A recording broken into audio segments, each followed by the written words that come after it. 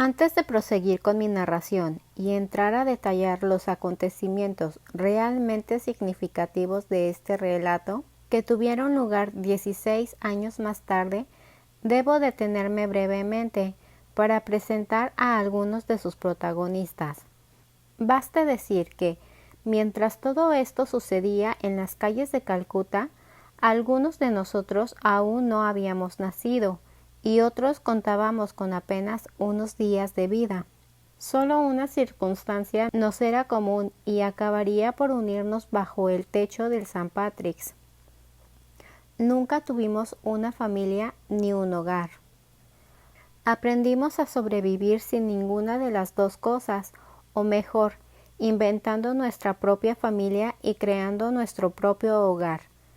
Una familia y un hogar elegidos libremente, donde no cabían el azar ni la mentira. Ninguno de los 7 conocía más padre que a Mr. Thomas Carter y sus discursos sobre la sabiduría que escondían las páginas de Dante y Virgilio, ni más madre que la ciudad de Calcuta, con los misterios que albergaban sus calles bajo las estrellas de la península de Bengala. Nuestro club particular tenía un nombre pintoresco, cuyo origen verdadero solo conocía Ben, que lo bautizó a su capricho, aunque algunos manteníamos la sospecha de que había tomado la denominación prestada de un viejo catálogo de importadores por correo de Bombay. Sea como fuere, la Show Bar Society se constituyó en algún momento de nuestras vidas, a partir del cual los juegos del orfanato ya no ofrecían desafíos tentadores. Por el contrario, nuestra astucia estaba lo suficientemente desarrollada como para lograr escabullirnos impunemente del edificio al filo de la madrugada, pasado el toque de queda de la venerable Vendela, rumbo a nuestra sede social, la muy secreta y rumoreadamente encantada casa abandonada que ocupó durante décadas la esquina de Cotton Street y Brabourne Road, en plena Ciudad Negra y a tan solo un par de bloques del río Hooghly. En honor a la verdad, debo decir que aquel caserón, al que nosotros denominábamos con orgullo el Palacio de la Medianoche, en consideración al horario de nuestras sesiones plenarias, nunca estuvo encantado. La fama de su embrujo, empero, no era ajena a nuestra labor subterránea. Uno de nuestros miembros fundadores, Siraj, asmático profesional y experto erudito en historias de fantasmas, aparecidos y encantamientos de la ciudad de Calcuta, tramó una leyenda convenientemente siniestra y verosímil respecto a un supuesto antiguo inquilino. Esto ayudaba a mantener limpio y libre de intrusos nuestro refugio secreto. La historia, en breves palabras, versaba sobre un viejo comerciante que se aparecía envuelto en un manto blanco y recorría el caserón levitando sobre el suelo, con los ojos encendidos como brasas y largos colmillos lobunos asomándose entre sus labios, sediento de almas incautas y fisgonas. El matiz de los ojos y los colmillos, por supuesto, era una aportación personal e intransferible de Ben, aficionado y redento a urdir tramas cuya truculencia colocaba a los clásicos de Mr. Carter, Sófocles y el sangriento Homero incluidos, a la altura del betún. Pese a las resonancias jocosas de su nombre, la Show Bar Society era un club tan selecto y estricto como los que poblaban los edificios eduardinos del centro de Calcuta y emulaban a sus homónimos en Londres. Salones donde vegetar, brandy en mano, era patrimonio de los más altos patricios sajones. Nuestro propósito, sin embargo, a falta de escenario más glorioso, era más noble. La Show Bar Society había nacido con 2 misiones irrenunciables. La primera, garantizar a cada uno de sus 7 miembros la ayuda, protección y apoyo incondicional de los demás, bajo cualquier circunstancia, peligro o adversidad. La segunda, compartir los conocimientos que cada uno de nosotros iba adquiriendo y ponerlos al alcance de los otros, armándonos para el día en que cada uno tuviéramos que enfrentarnos al mundo en solitario. Cada miembro había jurado por su nombre y honor. No disponíamos de parientes próximos a los que hipotecar en juramentos. Cumplir con estos dos propósitos y guardar el secreto de la sociedad. En los 7 años de su existencia ininterrumpida, jamás se aceptó un nuevo miembro. Miento, hicimos una excepción, pero relatarla ahora sería adelantar acontecimientos. Nunca hubo un club donde sus miembros estuviesen más unidos y donde la importancia del juramento tuviese tanto peso. A diferencia de los clubes de los caballeros adinerados de Mayfair, ninguno de nosotros tenía un hogar o una querida esperándonos a la salida del Palacio de la Medianoche.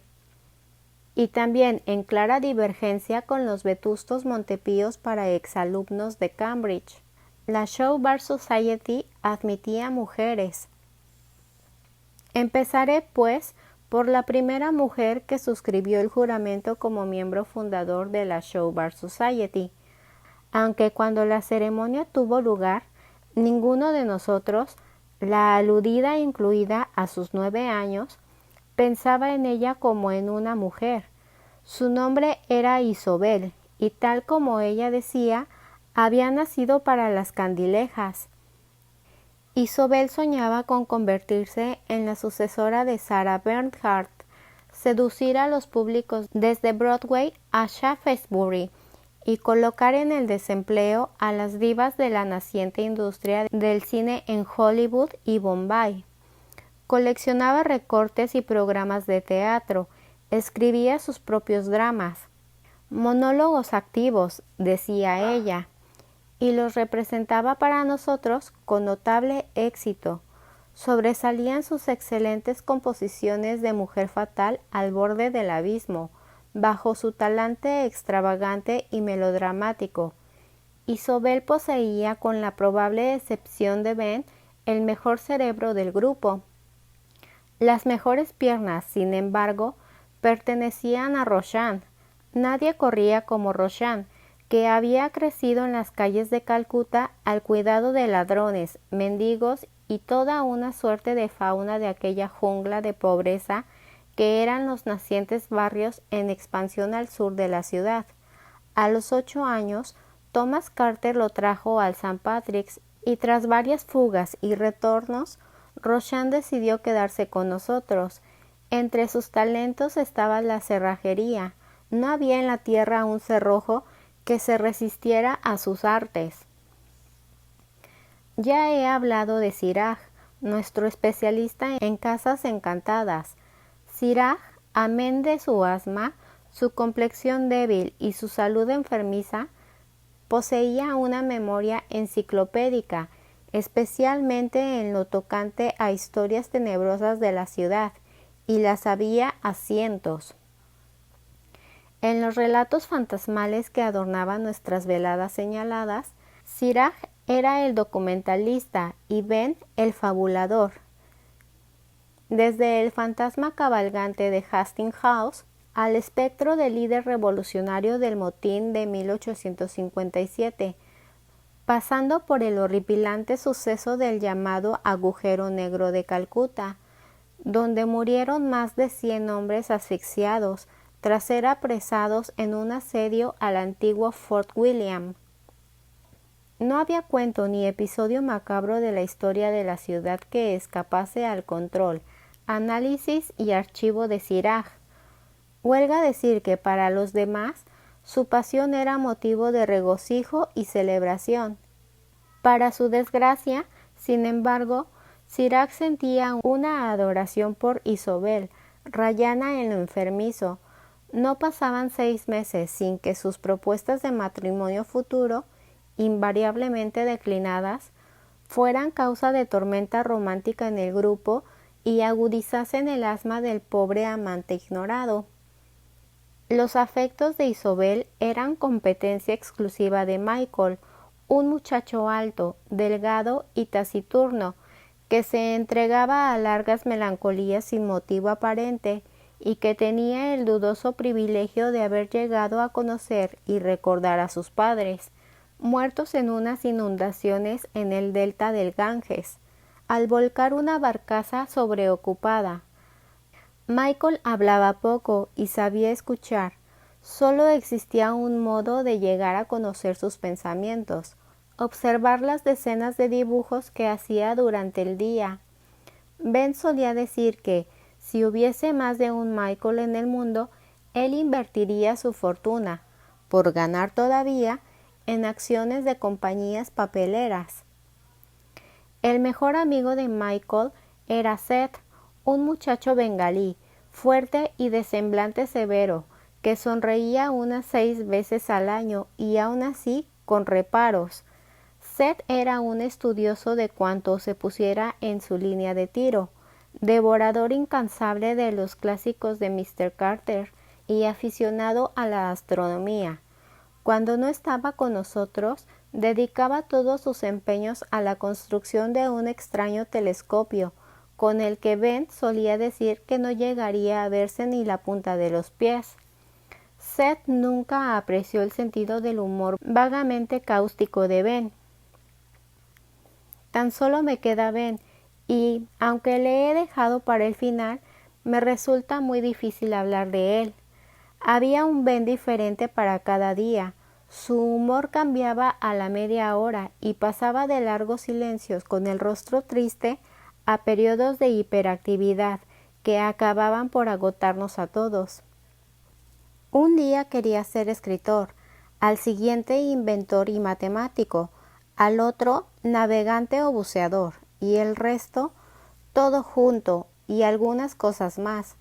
Ben inventaba teorías matemáticas que ni él mismo conseguía recordar, y escribía historias de aventuras tan disparatadas que acababa por destruirlas a la semana de terminarlas, avergonzada de haberlas firmado. Ametrallaba constantemente a todos cuantos le rodeábamos, con ocurrencias extravagantes y con enrevesados juegos de palabras que siempre se negaba a repetir. Ben era como un baúl sin fondo, lleno de sorpresas y también de misterios, de luces y sombras. Ben era, y supongo que sigue siéndolo, aunque haga décadas que no nos vemos, mi mejor amigo. En cuanto a mí, hay poco que contar. Llamadme simplemente Ian. Solo tuve un sueño modesto: estudiar medicina y llegar a ejercer como médico. La fortuna fue amable conmigo y me lo concedió. Como escribió una vez Ben en una de sus cartas, yo pasaba por allí y vi lo que estaba sucediendo. Recuerdo que en los últimos días de aquel mes de mayo de 1932, los 7 miembros de la Show Bar Society íbamos a cumplir los 16 años. Aquella era una edad fatídica, temida y a la vez esperada con ansia por todos. A los 16 años, el St. Patrick's nos devolvía, según rezaban sus estatutos, a la sociedad, para que creciéramos como hombres y mujeres y nos convirtiésemos en adultos responsables. Aquella fecha tenía otro significado que todos comprendíamos muy bien. Significaba la disolución definitiva de la Show Bar Society. A partir de aquel verano, nuestros caminos se separaban y, pese a nuestras promesas y a las amables mentiras que nos habíamos llegado a vender a nosotros mismos, sabíamos que el vínculo que nos había unido no tardaría en desvanecerse como un castillo de arena a la orilla del mar. Son tantos los recuerdos que conservo de aquellos años en el St. Patrick's que incluso hoy me sorprendo a mí mismo sonriendo ante las ocurrencias de Ben y las fantásticas historias que compartimos en el Palacio de la Medianoche, pero quizá, de todas aquellas imágenes que resisten a perderse en la corriente del tiempo, la que siempre he recordado con más intensidad era la de aquella figura que tantas veces creí ver al anochecer en el dormitorio que compartíamos casi todos los chicos del St. Patrick's. Una larga estancia, oscura y de techos altos y arqueados, que hacía pensar en la sala de un hospital. Supongo que, una vez más, el insomnio que siempre padecí hasta pasados 2 años de mi viaje a Europa me convirtió en espectador de cuanto sucedía a mi alrededor mientras los demás dormían plácidamente. Fue allí, en aquella sala desangelada, donde tantas veces me pareció ver aquella pálida luz cruzar la habitación.